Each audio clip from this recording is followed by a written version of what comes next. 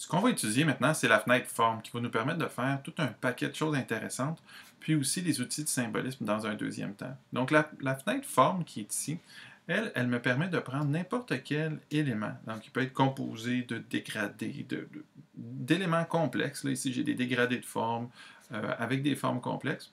Et donc j'aimerais en faire plusieurs de différentes formes. Alors je vous explique. Je prends ça, puis je glisse ça dans la palette forme, et je vais choisir forme artistique. Alors, dès que je fais ça, je vais avoir plusieurs options ici. Par exemple, je vais changer le sens pour que lorsque je donne un coup de pinceau, que ça aille par le haut. Donc, je clique sur OK. Après ça, j'ai juste à supprimer cette forme-là parce qu'elle ne me sera pas utile. Et lorsque je vais prendre le pinceau qui est ici, regardez, lorsque je m'en vais par en haut, donc j'ai cette forme-là ici qui est diffusée à la largeur de mon pinceau.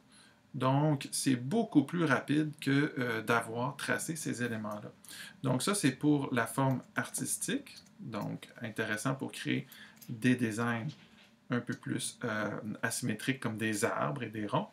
Maintenant, j'ai un deuxième type de forme. Si je prends ces éléments-là ici et que je les glisse dans ma palette forme, par exemple, puis que je clique forme de motif, eh bien, ce que ça va faire, c'est que ça va faire que les motifs vont se répéter. Regardez, je vais cliquer juste sur OK. Et cette fois-ci, je vais cliquer à l'extérieur. Je vais prendre mon pinceau. Je vais cliquer sur ces motifs-là.